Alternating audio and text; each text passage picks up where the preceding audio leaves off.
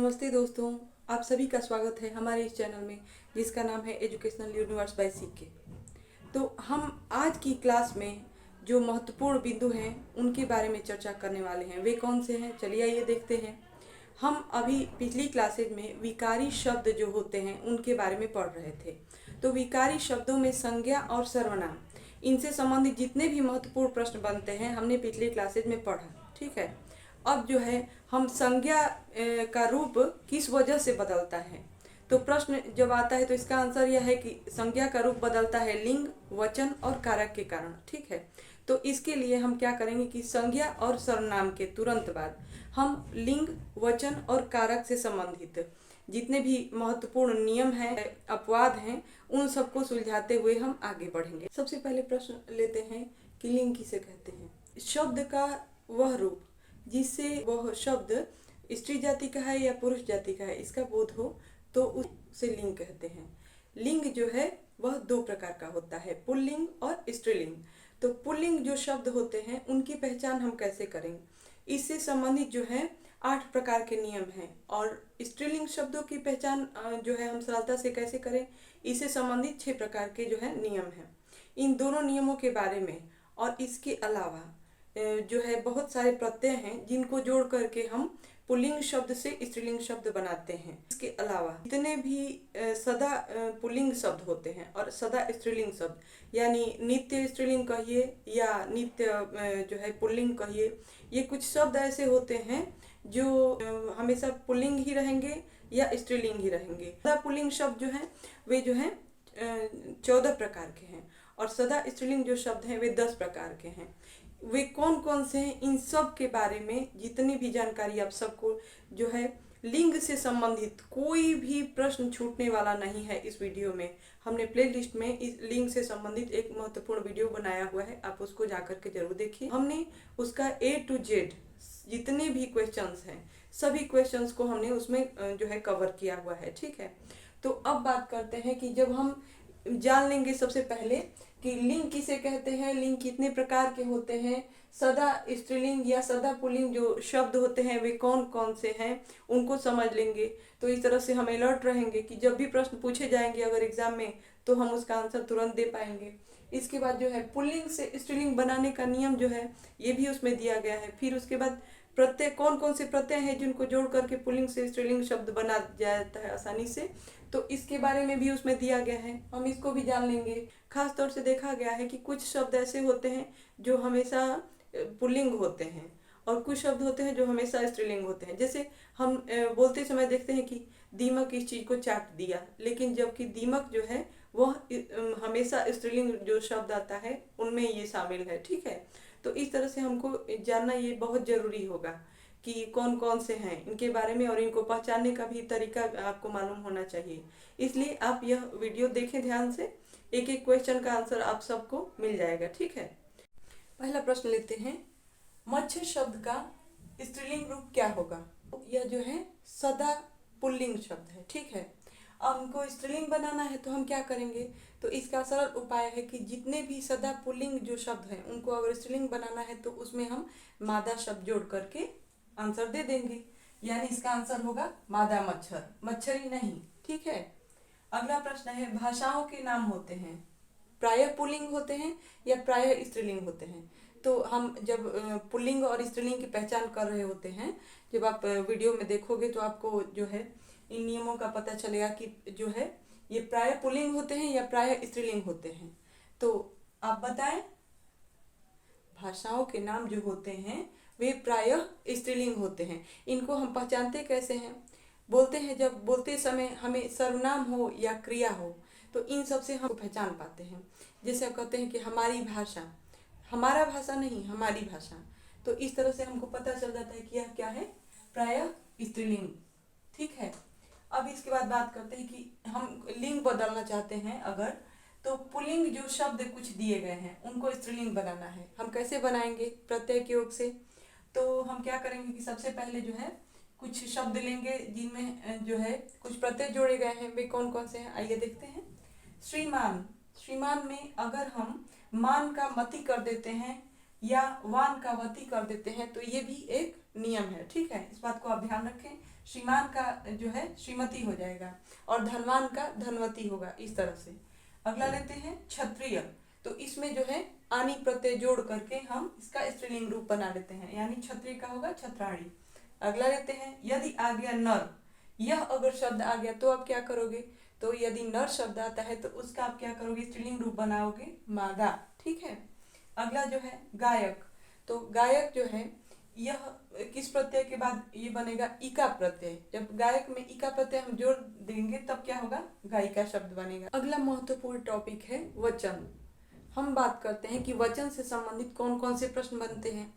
वचन किसे कहते हैं, सबसे पहले हम ये जानते हैं, जिस शब्द रूप से उस संज्ञा शब्द के संख्या का बोध होता हो, यानी उसके एक या अनेक होने का बोध हो अगर, तो वह जो है शब्द क्या है, वह वचन कहलाता है, ठीक है। अब जैसे हम बात करें, हम शब्द लेते हैं बकरी, ठीक है, तो बकरी जो है एक वचन है, कैसे पता चलेगा, इसको हम समझेंगे कैसे, देखो बकरी चरती। अब यही अगर हम वाक्य लें कि बकरियां चरती हैं, तो आपको कुछ अंतर दिख रहा होगा। हमने देखा कि जो ये संज्ञा शब्द है, अगर इसके साथ क्रिया चरती है, यहाँ पे चरती हैं, और यहाँ पे बकरी की जहाँ पे बकरियां हो गया है, तो इस संज्ञा शब्द से हमें पता चलता है कि एक ही बकरी है। तो इसका कहने का अर्थ यह है कि जिस शब्द रूप से संज्ञा के एक या अनेक होने का बोध हो, उसे क्या कहते हैं, वचन कहते हैं, ठीक है। यह दो प्रकार का होता है, एक वचन और बहुवचन, ठीक है। संस्कृत में तो 3 प्रकार के होते हैं, लेकिन हमारे हिंदी साहित्य में जो है 2 प्रकार के ही वचन होते हैं। हमको 2 प्रकार के वचन को पढ़ना है। इन वचन से संबंधित जो है कुछ प्रश्न हैं। देखिए, वचन कितने प्रकार के होते हैं या वचन के भेद बताइए, ये हमने समझा।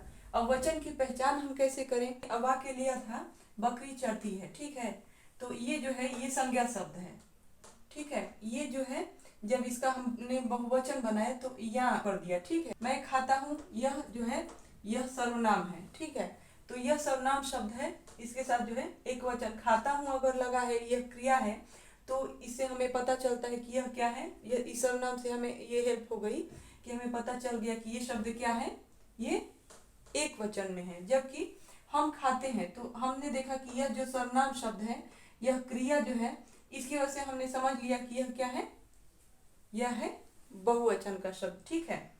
अब जो है हम बात करते हैं कि एक वचन और बहुवचन का प्रयोग और कहाँ कहाँ होता है सामान्य तौर से। तो हिंदी व्याकरण में अगर किसी के प्रति हमको आदर भाव प्रकट करना है, तो उसके लिए हम क्या करते हैं कि एक वचन का प्रयोग न करके बहुवचन का प्रयोग करते हैं। जैसे आपके दर्शन हो गए, ठीक है, तो इस तरह से होता है। और इसके अलावा जैसे हमसे छोटा कोई है, तो उसको तू न बोल करके हम लोग एक वचन का जो शब्द होता है तुम, उसको हम प्रयोग में लाते हैं, ठीक है। और इसके अलावा एक और नियम है, भाववाचक, द्रव्यवाचक और समूहवाचक। द्रव्यवाचक में भी पदार्थ न होकर के, द्रव्यवाचक में जो लिक्विड फॉर्म वाले जो पदार्थ होते हैं, जैसे कि दूध, घी, पानी, इस तरह के, तो वे जो हैं वे एक वचन में प्रयुक्त होते हैं, इस बात को आप ख्याल रखें।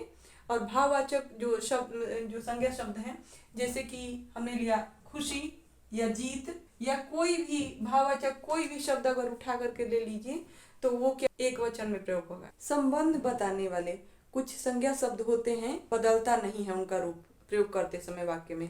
जैसे हमने देखा कि जैसे मान लीजिए कि चाचा शब्द हमने लिया, संबंध बताते हैं, चाचा चाची या जितने भी, तो हम लोग क्या करते हैं, यदि हमारे एक चाचा हैं, एक से अधिक चाचा हैं, एक चाचा या 2 चाचा, तो जो है एक वचन में एक हमने लिखा, लेकिन इससे ज्यादा अगर संख्या है, संख्या अगर बढ़ रही है, तो हम जो है ये इस शब्द को बदलेंगे नहीं, यह शब्द जो करते हो लिखा जाता है। यह शब्द जो है यदि उनमें कारक चिन्ह जुड़े हुए हों, तो एक वचन का बहुवचन कैसे बनाएं आसान तरीके से।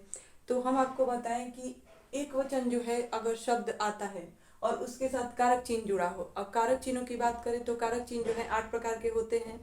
उनके बारे में हम तत्पुरुष समास संबंधित जो हमने वीडियो बनाया हो, उसके बारे में हम कारक चिन्हों से संबंधित जितने भी प्रश्न आते हैं हमने उनको लिया है और कारक चिन्हों के बारे में विस्तार से समझाया है, आप उसको जाकर के देख सकते हैं।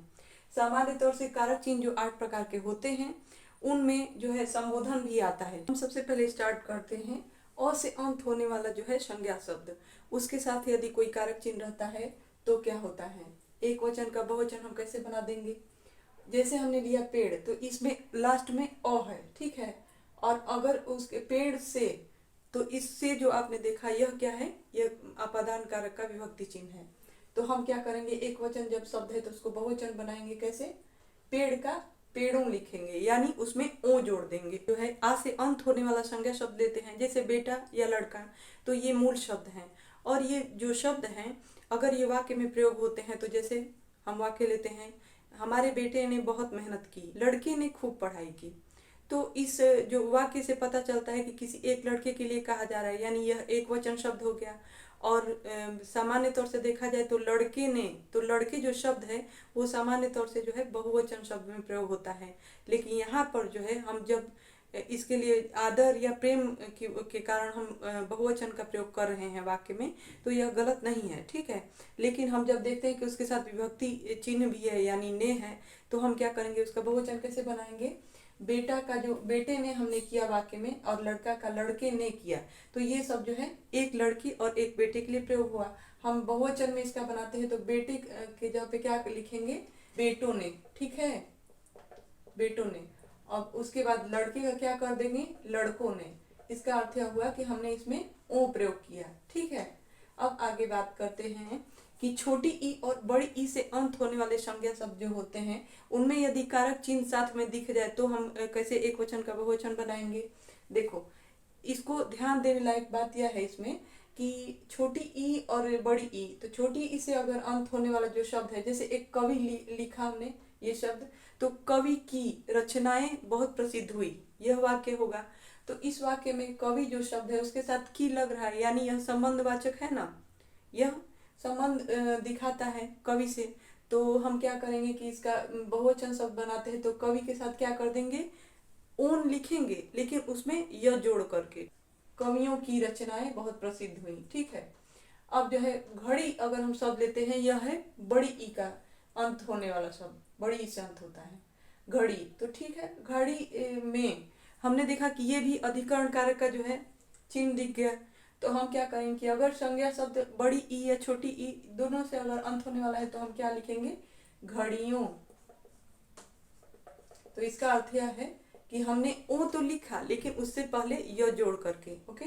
अब आगे बात करते हैं सबसे ज्यादा महत्वपूर्ण, छोटा उ और बड़ा उ से अंत होने वाला संज्ञा शब्द हो और उसके साथ यदि कारक चिन्ह लगा हो, तब हम क्या करेंगे। जैसे हमने छोटा उ है, हम जैसे बोलते हैं कि बाहु में बहुत दम है, तो हम क्या करें कि बाहु की जगह पे हमने देखा कि में लिखा हुआ है, में हो गया अधिकरण कारक का चिन्ह, तो हम क्या इसका बहुवचन रूप बनाएंगे, बाहुओं। हम क्या करेंगे कि ऊ का जो है ज्यों का त्यों लिख देंगे, यानी ओ ही लिखेंगे, और उसका ये जो शब्द है इसका रूप परिवर्तन थोड़ा सा भी नहीं होगा। लेकिन बड़ा का जब प्रयोग कर रहे हैं तब क्या करते हैं, जैसे हमने लिया एक शब्द वधु, तो वधु में जो बड़ा ऊ है, वधुओं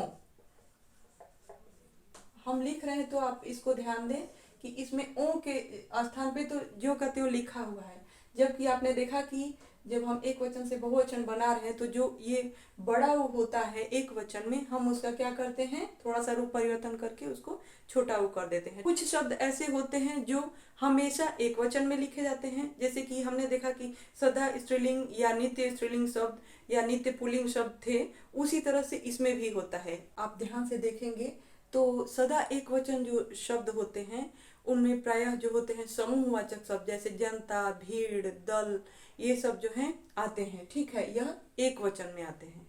और इसके अलावा द्रव पदार्थ हमने बताया कि लिक्विड फॉर्म में जितने भी द्रव पदार्थ होते हैं वे सब आएंगे सदा एक वचन में, ठीक है। दूध गाढ़ा है या पानी या घी कोई भी हो वाक्य में प्रयोग होगा तो वो एक वचन में होगा, ठीक है। हम बहुवचन की बात करते हैं तो उसमें जो है हमने देखा कि ये समूहवाचक शब्द और द्रव पदार्थ जो थे वो एक वचन में आए। इसके अलावा जो है आकाश और उसके अलावा आग और वर्षा, ये सब भी हैं एक वचन के अंतर्गत आते हैं, ठीक है। ये जब भी प्रयोग होंगे तो एक वचन में ही होंगे।